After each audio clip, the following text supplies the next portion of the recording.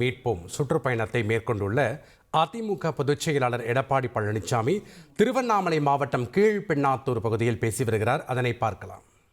அடுத்த ஆண்டு நடைபெறுகின்ற சட்டமன்ற தேர்தலில் யார் ஆட்சிக்கு வர வேண்டும் என்று நிர்ணயிக்கக்கூடிய அதிகாரம் அளித்தவர் இங்க இருக்கின்ற மக்கள். கூட்டணி அல்ல, கூட்டணியை நிர்ணயிக்குது. நீங்க தானே யார் ஆட்சிக்கு வர வேண்டும் என்று நிர்ணயிக்கக்கூடிய அதிகாரம் படைத்தவர்கள் நீங்க தானே. நீங்க ஓட்டு போட்டு தேர்ந்தெடுத்தா தானே எம்எல்ஏ ஆகி அதிக எம்எல்ஏ வந்தா தான் அந்த கட்சியை ஆட்சி அமைக்க முடியும். ஆக எங்களை பொறுத்த வரைக்கும் அனைத்து இந்திய அண்ணா திராவிட முன்னேற்ற கழகத்தை பொறுத்த வரைக்கும் மக்களை நம்புகிறோம்.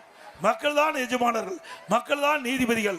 அனைத்து இந்திய அண்ணா திராவிட முன்னேற்ற கழகம் 10 ஆண்டு கால ஆட்சியில் மக்களுக்கு ஏராளமான திட்டங்களை நிறைவேற்றி உங்கள் முன் வந்து நாங்கள் நிற்கிறோம். திராவிட முன்னேற்ற கழகம் 51 மாத காலம் அவருடைய ஆட்சி காலத்தில் அமலாக்கத்துறை கதவை தட்டிட்டு இருக்குது. வீடு வீடா அமலாக்கத்துறை ஊழல் செய்ததாக இன்றைக்கு கூட ஒரு அமைச்சர் வீட்டை கதவை தட்டி இருக்குது. தெரியுமில்ல? யாருன்னு தெரியுமா? அப்படின்னா இந்த ஆட்சியில் ஊழல் நடந்திருக்குதானே அர்த்தம். திரு ஸ்டாலின் அவர்களே, நீங்கள் எத்தனை அவதாரம் எடுத்தாலும், எத்தனை பெயரில் அறிவிப்பு கொடுத்தாலும், உங்களுடைய ஆட்சி முடிவு கட்டுகின்ற தேர்தல் 2026 தேர்தல். நீங்க அப்பப்போ பாத்தீங்கன்னா ஒரு மாசத்துக்கு ஒரு பேர் வச்சுக்கிட்டே இருப்பார். ஒரு பேரை வைப்பாரு, போட்டோ ஷூட்டுக்கு வருவாரு, அதோட முடிஞ்சு போச்சு. அப்படி 52 குழு போட்டிருக்காரு. 52 திட்டத்தை அறிவிச்சு 52 குழு போட்டு அது என்ன செய்யறதுன்னே தெரியல. அங்க ஒரு குழுவை போடுவாரு, ஒரு அறிவிப்பு கொடுப்பாரு, அதுக்கு ஒரு தலைவரை போடுவார், அதோட விட்டுருவாங்க. அப்படிப்பட்ட ஆட்சி தொடர வேண்டுமா? இதெல்லாம் மக்களை ஏமாற்றுவதற்காக போடுகின்ற நாடகம். அண்மையில் பாருங்க, ஓர் அணியில் தமிழ்நாடு, ஓர் அணியில் தமிழ்நாடு. மக்களுடைய செல்வாக்கு எழுந்துட்டாரு, தொண்டருடைய செல்வாக்கு எழுந்துட்டாரு.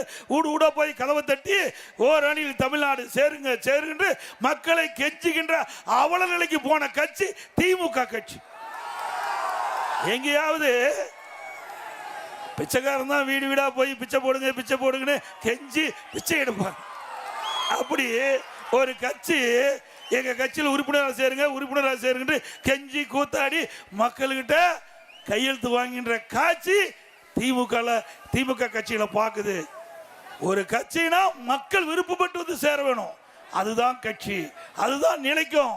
மக்களை மிரட்டி அவர்களை கட்சியில சேர்த்துனா அது பேரளவுக்கு இருக்கு, அவ்வளவுதான். அப்படியே யாராவது சேரவில்லை என்றால் உங்களுக்கு மாதம் மாதம் வருகின்ற உரிமை தொகை கட் மிரட்டுறாங்க. சில இடத்துல குடி தண்ணீரை கட் பண்ணுங்கிறாங்க. இதெல்லாம் நடக்குது இல்ல? இப்படிப்பட்ட ஆட்சி தேவையா? இப்படிப்பட்ட கட்சி ஆட்சிக்கு வர வேணுமா? ஆக மக்களை மிரட்டி பணிய வைத்து அதிலே கையெழுத்து போடுகின்ற வாங்குற ஒரு கட்சி ஒரு கேவலமான செயலில் ஈடுபட்டு இருக்குது. இப்படிப்பட்ட கட்சியெல்லாம் ஆட்சிக்கு வந்தா நாட்டு மக்களுக்கு நன்மை கிடைக்குமா? திரு கருணாநிதி குடும்பத்தை பொறுத்த வரைக்கும் எடுத்து தான் பழக்கம், கொடுத்து பழக்கமே கிடையாது. ஆனா பொன்மனச்செம்மல் புரட்சி தலைவர் எம்ஜிஆர் கொடுத்து கொடுத்து சிவந்த கருத்திற்கு சொந்தக்காரர். தன் இறுதி மூச்சு வரைக்கும் மக்களுக்காக உழைத்தார். கடைசியாக இறக்கின்ற பொழுது கூட தன் சொத்துக்களை இன்றைக்கு வாய் பேசாதவர்கள் காது கேட்கிற மாற்றுத்திறனாளிகளுக்கு தன்னுடைய சொத்துக்களை எழுதி வைத்த தலைவன் தோற்றிய கட்சி அதிமுக கட்சி. புரட்சி தலைவர் அம்மாவில் தன் உடலில் ஏற்பட்ட நோயை கூட பொருட்படுத்தும் இல்லை. இரவுகள் வராமல் மக்களுக்கு நன்மை செய்தார். 10 ஆண்டு கால ஆட்சி பொற்கால என்று மக்கள் பாராட்டுகிற அளவுக்கு அற்புதமான ஆட்சி தந்தவர் புரட்சி தலைவர் அம்மா. அவரும் மக்களுக்காக பாடுபட்டு மறைந்தார்கள். 2 தலைவர்களுக்கும் குடும்பம் இல்லை. குடும்பம் இருந்தது, வாரிசு கிடையாது. ஆனா எண்ணி பாருங்க, பொன்மனச்செம்மல் புரட்சி தலைவர் குடும்பம் இருந்தது, வாரிசு இல்லை. அம்மா அவர்கள் குடும்பமே வச்சுக்கல, மக்களைத்தான் குடும்பமாக பார்த்தார். 2 தலைவர்களுமே மக்களுக்காக உழைத்த தலைவர்கள்.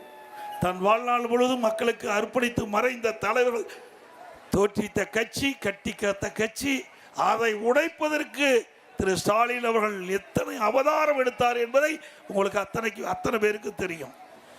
இன்றைக்கு அனைத்து இந்திய அண்ணா திராவிட முன்னேற்ற கழகம் மக்களுடைய செல்வாக்குள்ள கட்சி. அழிப்பதற்காக துடித்தவர் இன்றைய முதலமைச்சர் ஸ்டாலின் அவர்கள். ஆக மக்கள் துணையோடு அனைத்து இந்திய அண்ணா திராவிட முன்னேற்ற கழக நிர்வாகிகள் தொண்டர்களோடு அவர் கொண்டு வந்த அவர் போட்ட திட்டத்தை அத்தனையும் தூள் தூளாக நொறுக்கப்பட்டு அத்தனை சோதனைகளையும் உடைத்தெறிந்து அனைத்து இந்திய அண்ணா திராவிட முன்னேற்ற கழகம் இன்றைக்கு மக்கள் செல்வாக்கு மிக்க ஒரு இயக்கமாக இன்றைக்கு பார்க்கப்படுகிறது மக்களால். திரு ஸ்டாலின் அவர்களே, எங்களுடைய எதிரிகளை தூண்டிவிட்டு என்னென்ன நாடகம் ஆடினீர்கள் என்று நாட்டு மக்களுக்கு தெரியும். எத்தனை ஆயுதங்களை எங்கள் மீது பாய்த்தீர்கள் என்று எங்களுக்கு நன்றாக தெரியும். அத்தனையும் தவிடுபொடியாக்கி அனைத்து இந்திய அண்ணா திராவிட முன்னேற்ற கழகத்தை பொறுத்த வரைக்கும் இருபெரும் சக்தி, தெய்வ சக்தி படைத்த தலைவர்கள் ஆசி வழங்கி கொண்டிருக்கின்றார்கள். எத்தனை முறை நீங்கள் அவதாரம் எடுத்தாலும் உங்களுக்கு தோல்விதான் கிடைக்கும் என்பதை நேரத்திலே தெரிவிக்கிறேன். நான் பதவியேற்ற ஒரு விவசாய குடும்பத்தில் பிறந்து வாழ்ந்தவன்.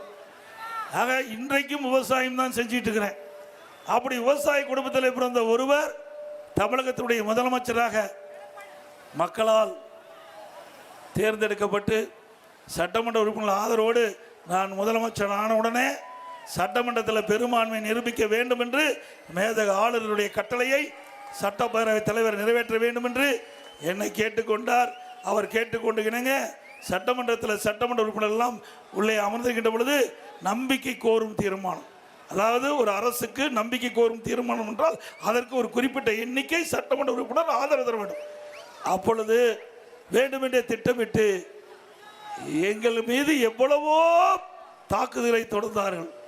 இன்னும் சொல்ல போனால் எங்களுடைய சட்டப்பேரவை தலைவர் அவருடைய நாற்காலியிலிருந்து கீழே இழுத்து விட்டு திமுக சட்டமன்ற உறுப்பினர் போய் அந்த இருக்கையில் அமர்ந்து அந்த காட்சியெல்லாம் தொலைக்காட்சியில் பார்த்துருப்பீங்க.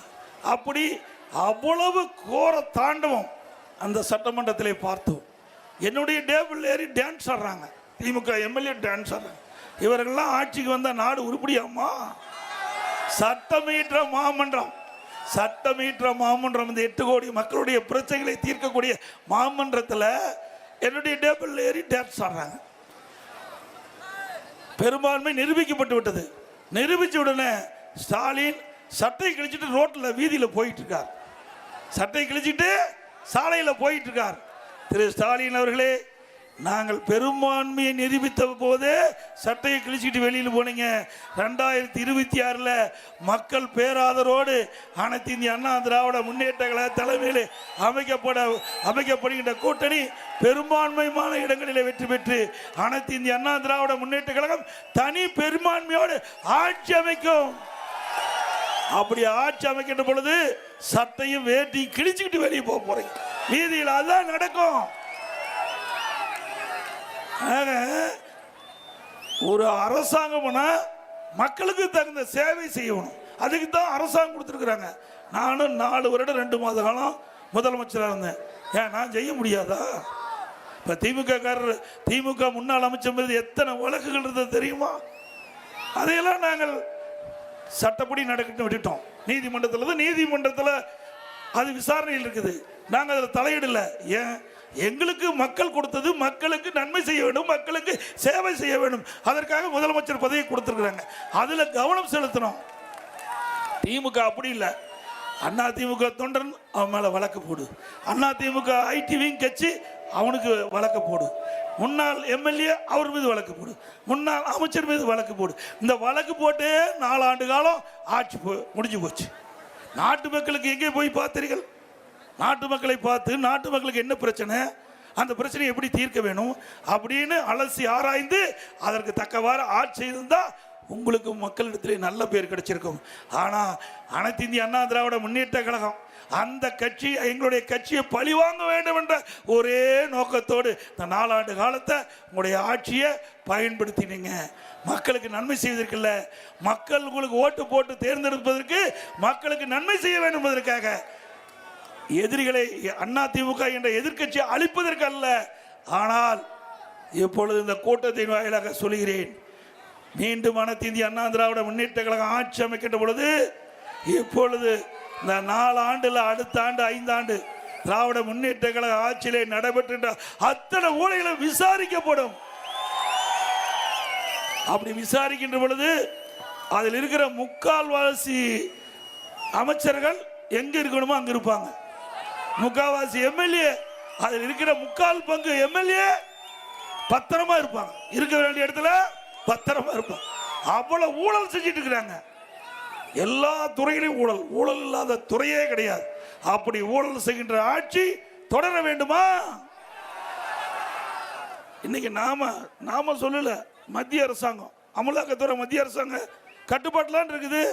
அவள் கண்டுபிடிச்சு தானே அவர் கதவை தட்டிட்டு இருக்கிறாங்க. இன்னும் பல மந்திரியுடைய கதவை தட்ட போறாங்க. பல பேர் தூக்கம் இல்லாமல் இருக்கிறாங்க. ஏன் இங்க கூட வந்தாலும் வரலாம் இந்த மாவட்டத்தில். யாரு நீங்களே புரிஞ்சுக்க. அது மட்டும் இல்ல, இன்றைக்கு திராவிட முன்னேற்ற கழகத்தில் தலைவர் குறிப்பிடுகிறார், 10 ஆண்டு அதிமுக ஆட்சியில் எதுக்குமே நடக்கலைன்னு. நடக்காது இருந்த 10 ஆண்டு கால ஆட்சி தமிழ்நாட்டு மக்களுக்கு தேவையான நன்மைகளை செய்த ஒரே அரசாங்கம் அதிமுக. குறிப்பா இங்க விவசாயம் நிறைந்த பகுதி. இந்த சட்டமன்ற தொகுதி கீழ்பெண்ணாத்தூர் சட்டமன்ற தொகுதி முழுக்க முழுக்க விவசாய பெருமக்கள் நிறைந்த பகுதி.